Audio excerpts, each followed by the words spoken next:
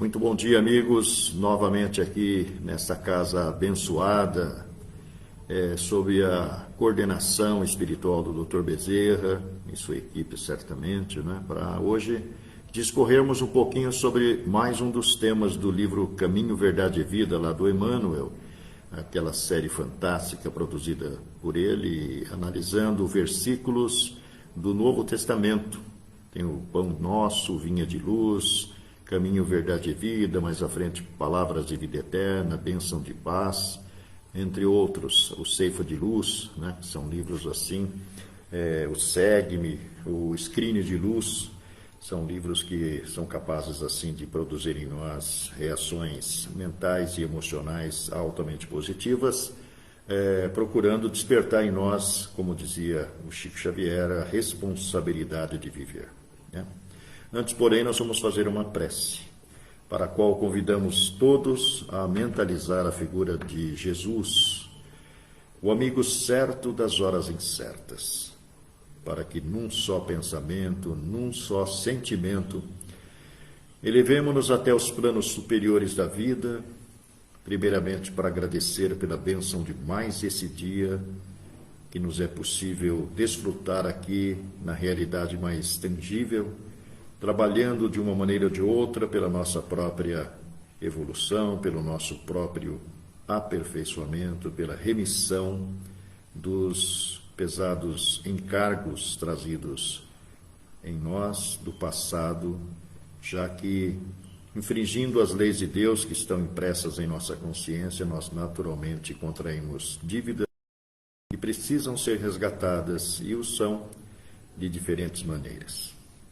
Esperamos que durante esses momentos realmente possamos todos estar numa única onda de pensamentos que permita-nos realmente, talvez, acumular em nós informações capazes de nos levar a reflexões mais profundas sobre o sentido da vida e o papel que nos compete desempenhar dentro dela.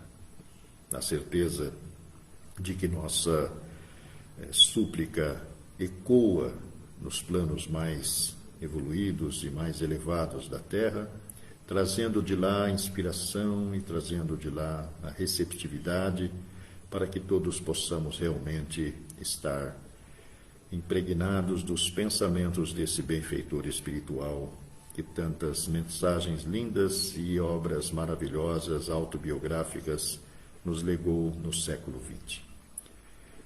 Em nome de Deus e de todos nós aqui presentes, então, pedimos permissão para dar por iniciada as atividades de hoje.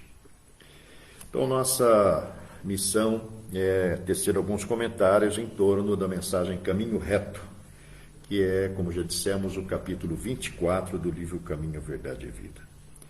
E o Espírito Emmanuel parte de um dos momentos assim bonitos lá do Evangelho de João, né, que eu particularmente considero como realmente um dos mais bonitos. Para quem não sabe, o Evangelho de João foi construído mais de 50 anos depois da morte de Jesus, né?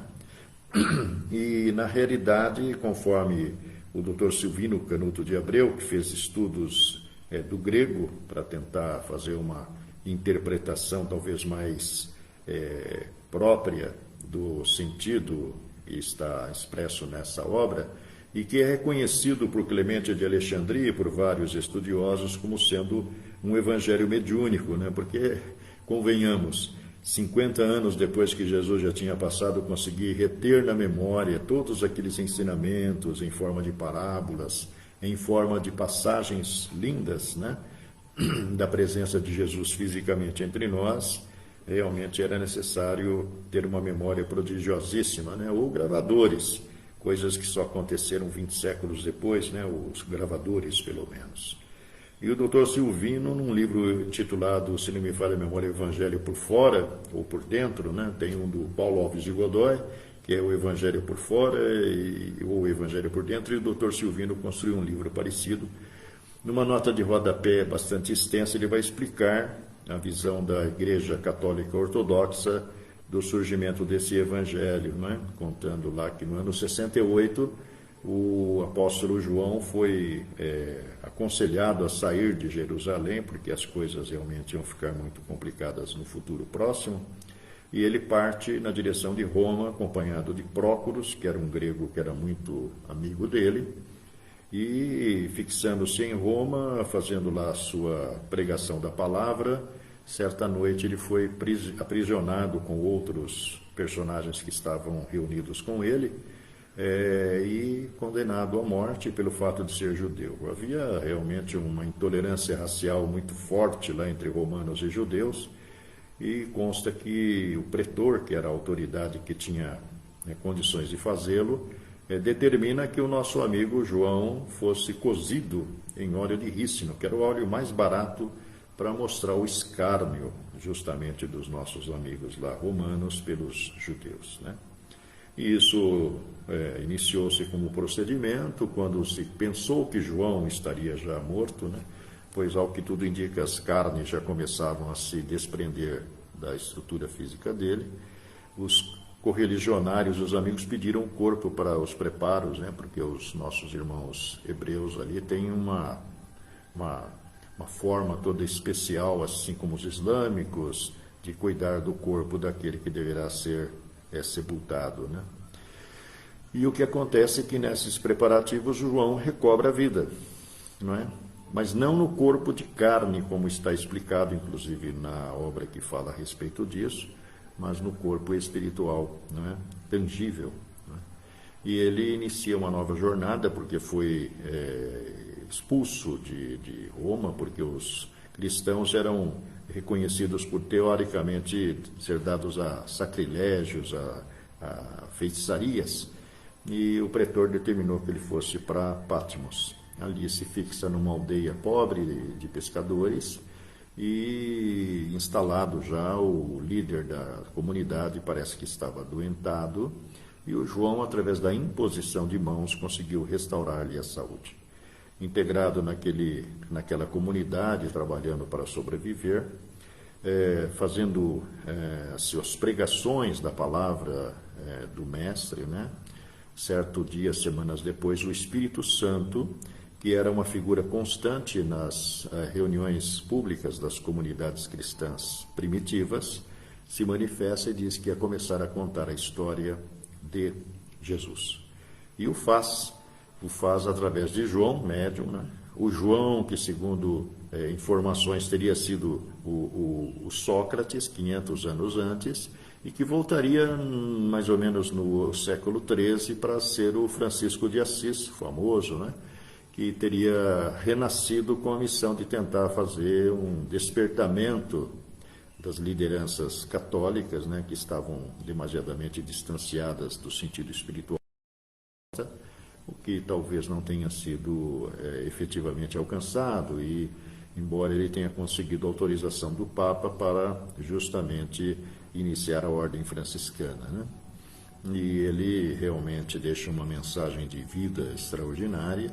Segundo consta, estaria na atualidade trabalhando junto a Ismael nas providências que objetivam justamente fazer o Brasil assumir a sua posição de irradiador, dispersador da ideia do Evangelho, né? Já que ele é o coração do mundo, pátria do Evangelho, conforme a revelação lá de Humberto de Campos no livro que tem o mesmo título, né? De 1928, primeiro semestre. Bom, e aí o Emmanuel pega do capítulo 21 do Evangelho de João uma passagem muito bonita, não é? Consta que Pedro já era alta noite, solicita aos seus colaboradores para que vão para o mar pescar. Eles eram, na realidade, de uma certa forma, profissionais nessa área, né? E avançam lá mar adentro com a sua embarcação e retornam no dia seguinte sem ter pego nenhum peixe. Consta na narrativa do capítulo 21 que mais ou menos a uns 100 metros, um quarteirão de distância da praia do Atracadouro, na verdade, os tripulantes do barco avistaram na praia um homem. E de lá esse homem grita, sem que eles tenham reconhecido ele, pergunta se eles tinham alimentos, né? E aí o Pedro responde que não tinham conseguido pegar nada, apesar da prática ser bastante comum a eles, né? Ir pescar pela madrugada, como acontece aqui no Brasil também, não é? E acontece que o homem que estava lá na praia, que não foi identificado a princípio, sugere então que eles retornem e joguem a rede mais à direita do barco. E, ao fazê-lo, a rede acaba sendo preenchida por muitos peixes. Mais de 150, segundo os cálculos da narrativa, não é? Peixes pesados. E aquilo causou um espanto nos pescadores. Tiveram dificuldade para justamente recolher a rede, com medo que ela arrebentasse, tal o peso dos peixes que lá estavam.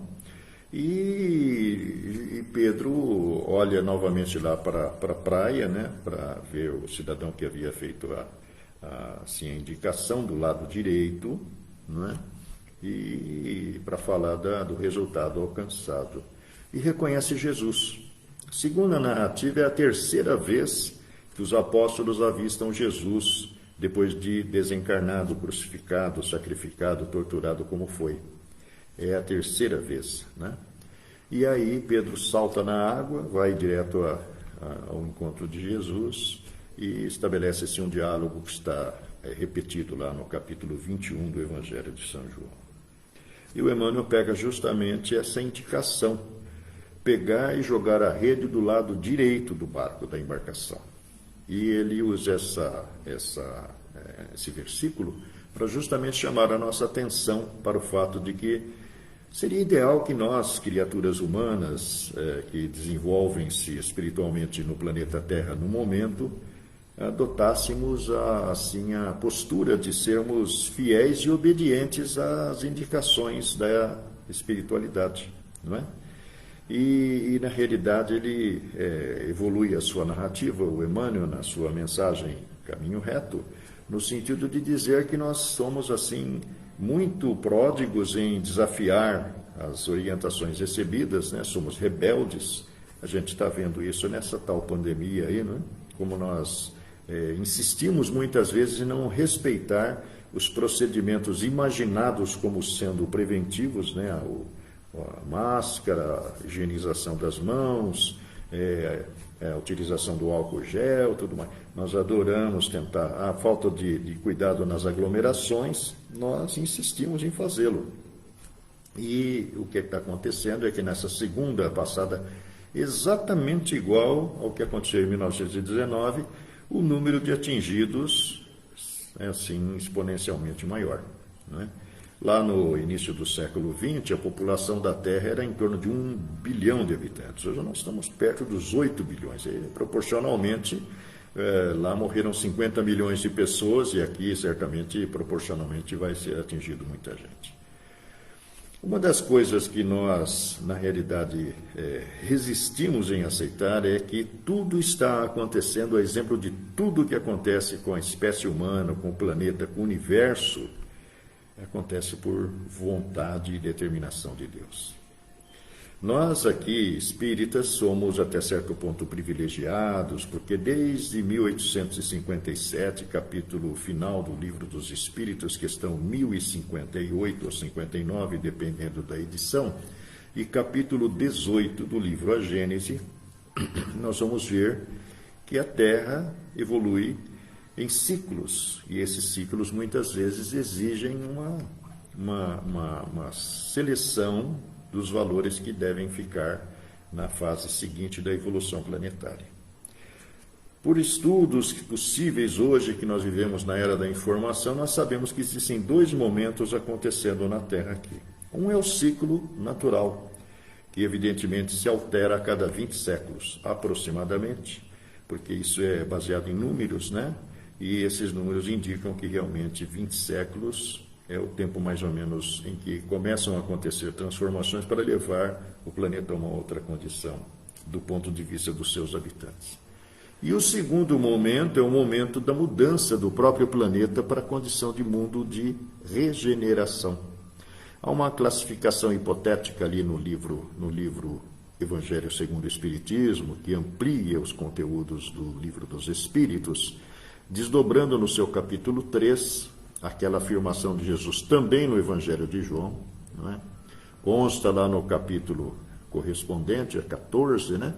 Que na realidade Jesus e seus amigos saíram lá de uma taberna, onde teriam feito uma refeição, e no caminho a um jardim, na direção de um jardim próximo ali, o Jesus afirma aos seus seguidores que, na verdade, a sua hora estava chegando, ele estava se preparando para ir embora, o que causou assim muito desconforto nos seus companheiros.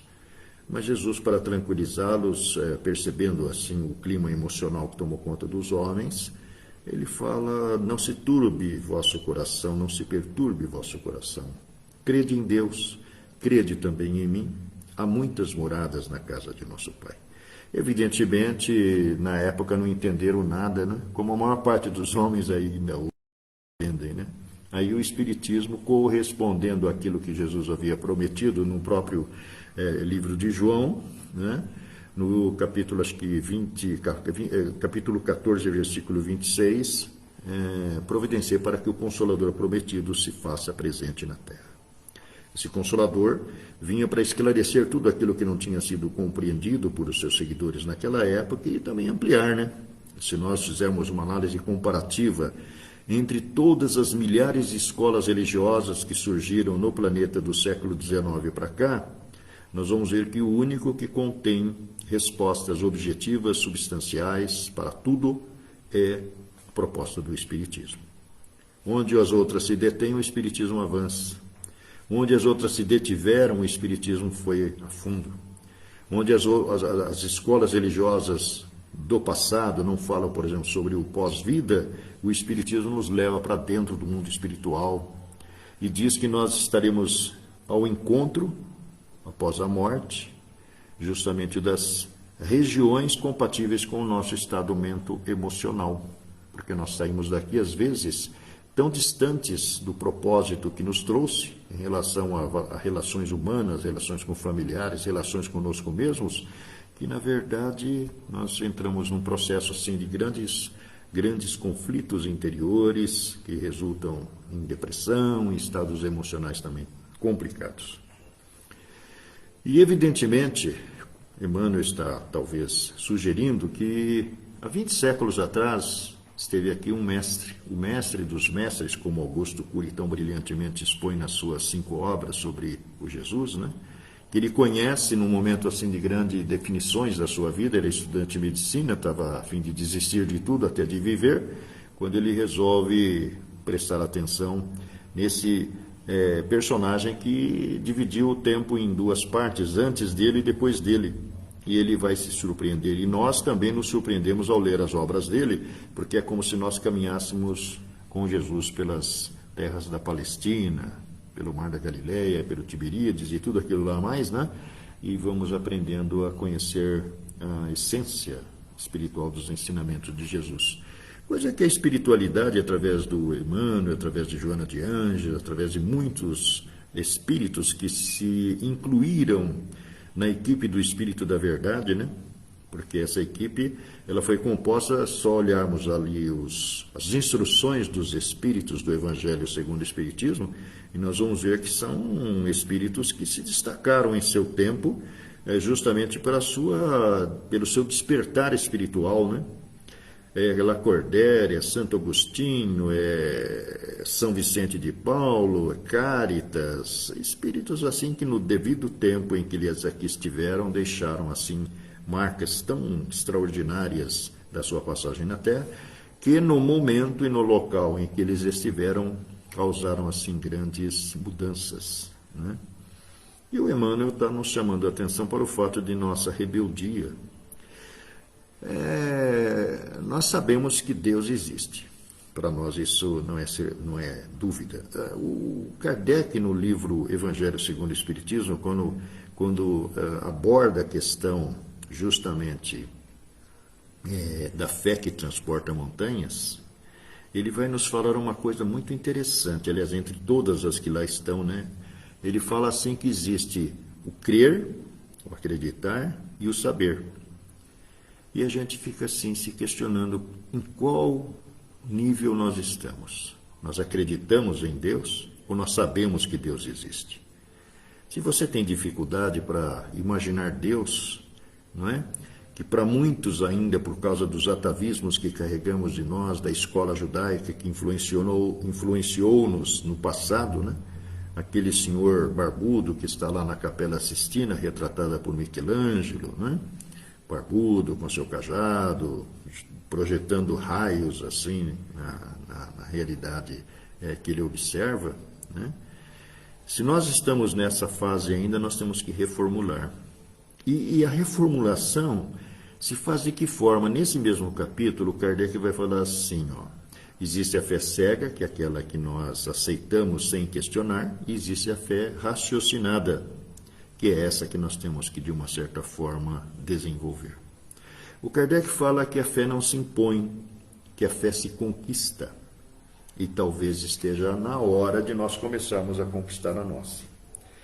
Se nós, por exemplo, ainda estamos presos no Jesus humanizado de Moisés, que foi uma figura criada por ele para poder disciplinar aquele povo idólatra, que de uma certa forma é extremamente indisciplinado, inclusive no que se refere à relação com o mundo invisível, tanto é que ele faz aquela afirmação, aquela determinação que era proibido a evocação dos mortos, que foi adequado para aquele momento. Até porque ele e seus seguidores e todos os que vieram na continuidade das escolas derivadas do judaísmo, que é a escola que ele vai criar, eles fazem uso assim de uma forma muito natural da comunicação entre as diferentes realidades. Tanto é que nas narrativas do Ato dos Apóstolos, nas narrativas, por exemplo, do Emmanuel, recuperando informações ali da fase em que Jesus aqui esteve logo após, né? Enfim, nós vamos ver que a comunicação com o Espírito Santo era uma coisa absolutamente aceita e normal e natural para que as orientações espirituais para as comunidades e os seguidores dela, os adeptos dela, pudessem ser, de uma certa forma, aceitas, porque nós não tínhamos a liberdade e a variedade da literatura que tanto nos beneficia hoje, porque hoje nós temos, se não temos o livro físico, que para as pessoas da minha idade ainda é uma coisa essencial, nós temos o livro virtual.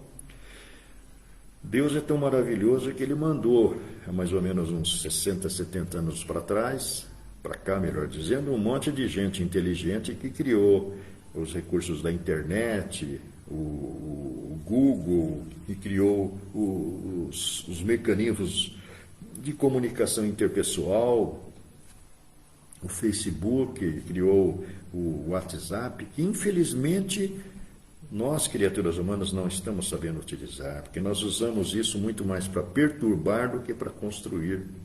Não é uma coisa lamentável? É uma coisa lamentável.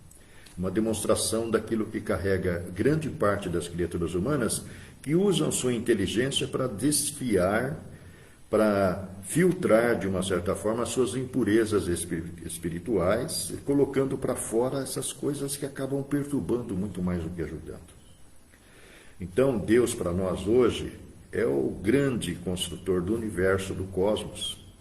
Se nós temos dúvida, há menos de 70 anos, o homem mandou lá para o espaço, a 546, 596 quilômetros do ponto em que nós estamos sentados ou pisando agora, uma nave que carregava dentro de si um telescópio chamado Hubble, que durante os próximos 20 anos vai fazer tomadas, porque a cada 96 minutos ele dá uma volta completa ao redor da Terra. E em 1985 ele foi parado no espaço. E com os recursos extraordinários da fotografia, usando recursos variados, ele foi fundo, procurando justamente o que havia lá nas extensões mais remotas. Em 1990 e alguma coisa, 91, 92, fizeram nova parada. Na primeira parada, as imagens conseguiram registrar a distâncias assim surpreendentes, 3.000 galáxias. Mas ali também não é o fim do universo, é apenas uma parte que foi visível. Anos depois fizeram a mesma experiência e chegaram a 75 bilhões de anos-luz. Um ano-luz é 9,5 bilhões, milhões de quilômetros. ou trilhões de quilômetros, uma coisa assim. É uma distância assim, nossa cabeça não consegue, nem as nossas máquinas de calcular, se não forem os artifícios matemáticos, aritméticos, não conseguem reproduzir nas calculadoras essa distância. Pois bem, lá naquela distância eles conseguiram identificar 10 mil galáxias. As galáxias são, na verdade, parte da construção do cosmos. Como não existe, como a própria ciência admite, efeito sem causa, isso foi criado por uma inteligência, não é? E continua se desenvolvendo e continua se expandindo. E a física quântica, que é dos anos 70, 80, né? Ela chega ao desplante, para algumas cabeças, de dizer o seguinte, que por mais absurdo que isso possa parecer, o que nós vemos com os nossos olhos, que são fotossensores assim limitadíssimos para pegar apenas uma faixinha diminuta de cores dentro do ultravioleta e dentro do infravermelho, ou entre as duas faixas, nós só conseguimos pegar isso. Alguns precisam de recursos como esse para enxergar um pouquinho mais a distância ou mais próximo, né? Então, dentro disso, nós vemos apenas aquilo que é mais tangível. Mas a física quântica, conforme afirma o físico brasileiro Marcelo Gleiser, no livro Criação Imperfeita, de 2010, ele fala que por mais difícil que seja para nós admitirmos isso, a física quântica, através da teoria das supercordas, que sucedeu à teoria das cordas, que foi a primeira, que fala dos universos paralelos. Entrem lá no seu Google, procura lá assim, o documentário da BBC de Londres, dando-nos assim, noções elementares do que é o universo paralelo. É incrível. Isso é 2010 o livro, essas informações vêm a partir dos anos 70, 80, mas o Chico Xavier já tinha falado e não conhecia a física e não usou física para dizer isso. O mundo material é apenas uma projeção do mundo espiritual. E Allan Kardec, na questão 36 e 85 do Livro dos Espíritos, já tinha questionado os espíritos que o ajudaram a compor o Livro dos Espíritos. O vazio absoluto existe? O Espírito da Verdade fala que não. Onde você pensa que é vazio, existe vida numa forma que você não consegue se aperceber ainda, né? Nós sabemos hoje que nós tínhamos assim, um conhecimento da nossa estrutura física, principalmente naquilo que não é humano, né? Criada por um cientista, acho que é biólogo, chamado Linneu, que dividia tudo no reino mineral, vegetal e animal, irracional e racional, no qual nós estamos enquadrados, né? Mas hoje nós sabemos que existe o reino das moneras, que compreende todas as bactérias e todos aqueles seres imperceptíveis.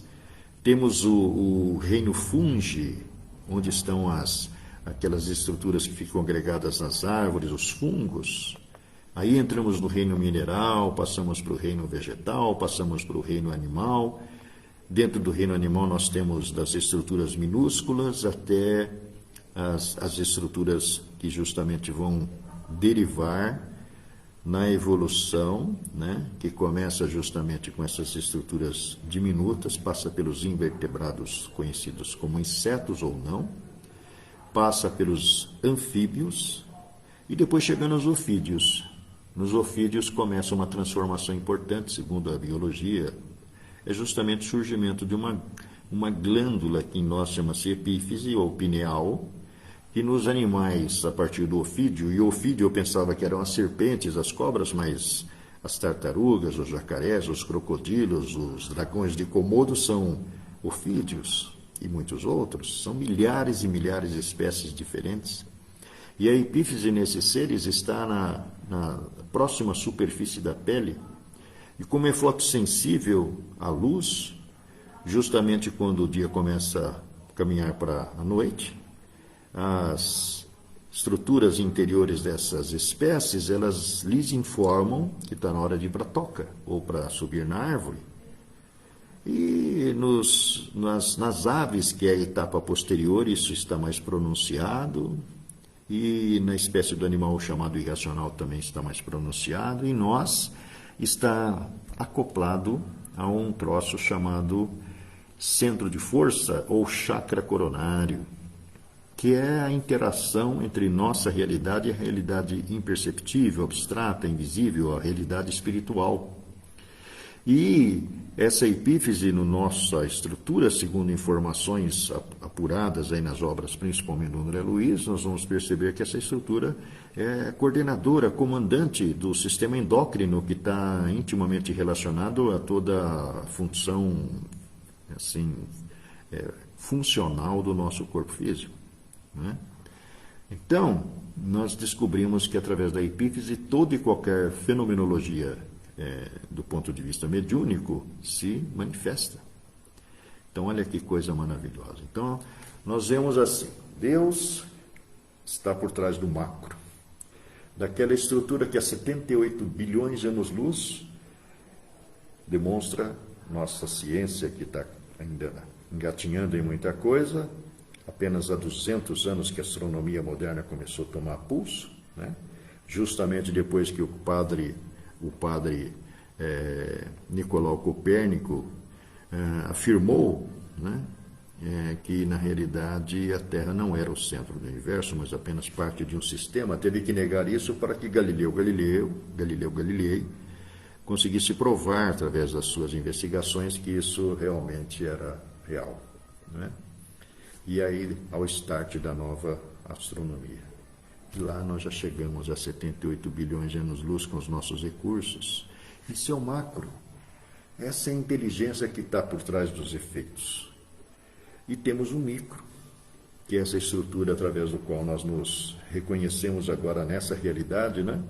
Que se pronuncia a partir da estruturação da célula, que está, de uma certa forma, se compondo de estruturas que assumem caracterizações e funções diferentes nesse equipamento chamado corpo físico, que tem data de validade, que até Jesus, né, há 2000 anos atrás, tinha aproximadamente, em média, 28 anos, que a partir da Segunda Guerra Mundial, onde essa média chegou a 48 anos, nós chegamos agora a 70, 75 anos, em média, por vários fatores, mas infelizmente longe daquilo que o Emmanuel sugere.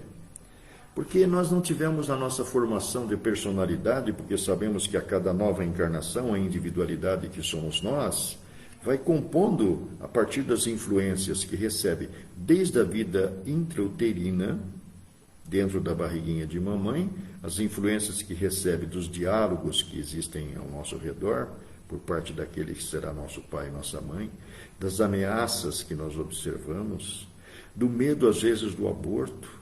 Já imaginou como deve sentir-se aquele serzinho que está ali acoplado a um corpo em desenvolvimento, com o nome de embrião, de feto, de pequeno bebê?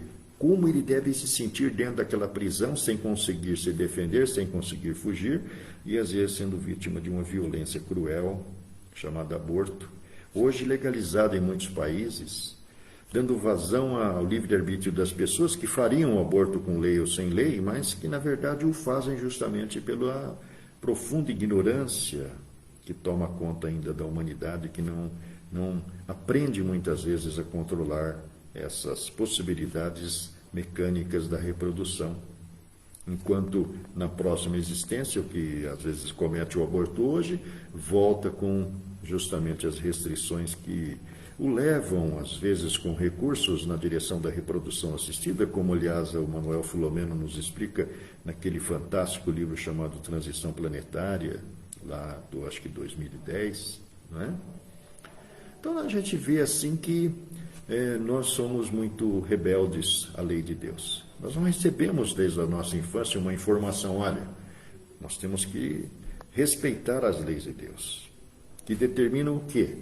Segundo a síntese extraordinária de Jesus, que pega aquela mensagem trazida através de Moisés, no Monte Sinai, mais ou menos uns 35 séculos atrás, conhecida aqui como Decálogo, os 10 Mandamentos, que haveria de inspirar a formação de muitas escolas religiosas do futuro, que já é passado, né? Mas que, na verdade, acabam não despertando em nós o sentido espiritual da vida. Como tudo é cíclico, nós observamos que nessa escola chamada Terra, a exemplo do que aconteceu há 20 séculos atrás, O que é que estava acontecendo há 20 séculos atrás? É o momento em que Jesus ressurge. O Império Romano, dividido em Império Romano do Oriente e do Ocidente, tal a sua dimensão, era difícil tomar conta de tudo. Então dividiram uma parte como sendo o Império Romano do Oriente, onde as pessoas tinham que falar o grego. E existia o Império Romano do Ocidente, onde as pessoas falavam latim. Com o tempo, o latim acabou prevalecendo, né? Chegou até a boca do século XX, onde, na realidade, nas influências religiosas da escola dominante no lado ocidental da Terra, o latim acabou prevalecendo até mais ou menos metade do século XX, onde o francês acabou assumindo um papel importante até a substituição dele pelo inglês no futuro, né, que é já mais próximo do final do século XX. Então, na realidade, lá atrás, além daquela divisão Império Romano do Oriente e do Ocidente, o que havia no fulcro do poder? Havia corrupção, havia os desmandos, havia a opressão, a exploração, as guerras urdidas na ânsia de domínio, não é? O Emmanuel vai falar que aquele povo romano que estava à frente do poder ali voltou a partir do século XVII e XVIII na Inglaterra e dali se irradiou para os Estados Unidos, onde o povo norte-americano acabou assumindo um papel belicoso também, decidindo tudo na guerra, se metendo na guerra, fomentando a guerra, né? É só vermos a Guerra da Coreia, a Guerra do Vietnã e outras guerras que aconteceram em locais diferenciados, né? E vemos que, na verdade, o desejo de poder daquele povo continua, a sede de poder continua mais ou menos a mesma. Então, nós estamos hoje diante de uma situação onde todos estão nivelados. Não adianta você ter poder bélico, ter isso ou aquilo, talvez isso venha até determinar diretrizes em relação ao futuro, mas, na verdade, todos hoje estão sendo atingidos por essa tal de Covid-19. Há suposições, afirmações, discussões, polêmicas, se isso é causado por isso ou aquilo, mas porque nós rebeldes ainda não prestamos atenção no que a espiritualidade nos trouxe. Se nós olharmos o livro Os Mensageiros, do André Luiz, no seu capítulo 40, se não me falha a memória, intitulado No Campo, nós vamos ver que ali André Luiz aprende com o Aniceto, que é o instrutor espiritual que ele nos apresenta nessa obra fantástica, que vai falar sobre a interação entre diferentes dimensões, alguma coisa sobre os possíveis causadores das doenças que, na realidade, tomam conta da sociedade humana nesse momento, causando tanto medo. Medo que é tomada de ligação com os vírus, causadores dessas enfermidades. Se eu me lembro que em 1980, quando surgiu assim as notícias a respeito daquela doença que ninguém sabia qual era, que depois foi batizada de AIDS sinteticamente, o médium Chico Xavier, numa entrevista dada a um jornal qualquer, disse que, na realidade, a origem da doença conhecida como AIDS, para a qual não se encontrou vacina até hoje, era justamente um elemento do mundo astral, do mundo espiritual. E aí descobriu-se realmente a existência do tal do vírus causador disso, que tinha relação direta com o quê? Com os desvarios das criaturas humanas no uso das suas faculdades na área da sexualidade.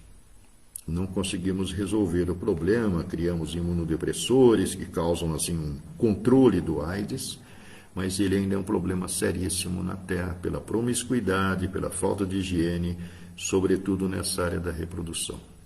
Chegou a dizer ele na época que aquilo lá fazia parte do processo de evacuação do planeta, porque o planeta, nesse processo de transição, passa por uma avaliação. E nós, a exemplo do que o Emmanuel diz na mensagem Caminho Reto, capítulo 24 do livro Caminho, Verdade e Vida, nós vamos aprender que nós estamos assim como aquele aluno que fez o cursinho o ano inteiro, não levou a sério as provas que haviam no meio do caminho para justamente aprender as matérias do jeito que tinha que aprender para enfrentar um vestibular no fim do ano ou no começo do ano seguinte, e por não prestar atenção naquilo, não levar a sério, na hora do vestibular, encontra-se totalmente desarvorado, aflito, desesperado, pedindo reza, pedindo prece para esse e para aquele, pedindo socorro para tudo quanto é criatura imponderável do qual ouviu falar, na expectativa de que realmente aconteça um milagre. Nós tivemos 20 séculos para aprender a mensagem de Jesus. Infelizmente, na maior parte do tempo, usamos aquilo lá como um verniz. E agora nós estamos na hora do vestibular. O vestibular é essa situação que nós estamos enfrentando. Nós tentamos, ao longo do século XX, muitos, fugir das nossas convivências familiares, nas práticas esportivas, nas atividades religiosas, entre outras coisas, e aprendemos a conviver com os nossos familiares sem conhecê-los na intimidade e na profundidade. E aí veio a Covid e levou-nos ao confinamento e nós começamos a descobrir a nós mesmos, quando somos otimistas, que somos criaturas precárias. Se nós olharmos lá o Evangelho de João, no seu capítulo 8, nós vamos ouvir Jesus, essa criatura ímpar, dizer o seguinte: eu sou a luz do mundo. Quem me segue não andará em trevas. Pois bem, e Jesus, como é que está na sua vida? Como você sente Jesus? É aquele cara que é lembrado lá nas palestras na casa espírita, ou lá na igreja, ou lá na comunidade religiosa a qual nós estamos dedicados, se é que estamos ligados a comunidades religiosas do mundo ocidental, porque tem muitas do mundo oriental que se espalharam pelo mundo, porque, segundo informações de algumas escolas, a partir dos anos 30, houve uma determinação dos planos superiores para que todas as informações de fundo espiritual pudessem ser acessíveis a todas as pessoas. Então, escolas herméticas, aquelas que selecionavam seus integrantes, perderam a sua utilidade e validade, porque todas as informações estariam ao alcance de qualquer pessoa. E nós vamos ver Jesus em algum outro momento lá do próprio Evangelho de João dizer o seguinte: eu sou o caminho, a verdade e a vida. Ninguém vai ao Pai senão por mim. Pois bem, Emmanuel está falando no caminho reto. E Jesus está dizendo que ele é o caminho, a verdade e a vida. Qual o caminho que nós estamos seguindo em nossa vida? Há uma passagem do Evangelho que diz que nós não podemos servir a Deus e a Mamon. E nós estamos seguindo a quem? Acho que a maior parte de nós, criaturas humanas, independente do credo, estamos seguindo justamente Mamon. Nós deixamos-nos assim impregnar pela influência do materialismo, que é o paganismo da época de Jesus, e nós estamos mais preocupados com o utilitarismo da vida, tirar proveito das sensações que a vida possa nos oferecer. Então, há muitas pessoas que estão, assim, irritadas com essa situação, porque não puderam fazer as suas viagens de férias. Outros desafiam e vão e fazem. Tudo bem, cada um vai responder pelos seus próprios atos. Mas nós, às vezes, estamos distanciados daquilo que realmente importa. As dificuldades que estão aí se disseminando em todas as direções econômicas, familiares, sociais, elas não vão assim recrudescer de hoje para amanhã. Nós causamos tanto estrago na sociedade pelas investidas nos caminhos errados nos últimos 12 meses aproximadamente, e para a gente recuperar o tempo perdido e recuperar as condições acessadas antes, vai demandar muito tempo. E nós não temos a certeza que esses procedimentos que estão sendo assim emergencialmente autorizados vão resolver o problema. Porque o problema não é de ordem material, o problema é de ordem espiritual. Leia lá o capítulo 40 do livro Mensageiros. As criaturas humanas não querem ouvir, elas pensam ainda que podem resolver tudo do ponto de vista material. E se nós formos um pouco mais longe, formos à Revista Espírita de 1867 ou 68, uma das duas, daquelas que, graças a iniciativa de Júlio de Abreu Filho, que fez a tradução disso no século XX, depois de um século do lançamento lá na França, né? Segundo o professor Herculano Pires contou para nós, a gente frequentava a casa dele, o Júlio de Abreu fez isso manuscritamente. e depois uma equipe foi composta para que a datilografia executada, não existia computador na época, fosse feita uma revisão. O professor Herculano faz parte dessa revisão, para que a Edicel, editora cultural espírita, que foi fundada por um idealista chamado Frederico Giannini, o senhor Giannini, que também tivemos o privilégio de conhecer ali na Rua Genebra, porque éramos frequentadores da Federação Espírita de São Paulo por essa época. O senhor Giannini compôs a Edicel justamente para publicar a coleção da Revista Espírita, o que fez com muita qualidade, porque eram 12 volumes, fechando 12 fascículos, que na realidade estavam encadernados com percaline, que era um material nobre, com gravação dourada, com hot stamping, né, que era uma coisa muito bonita.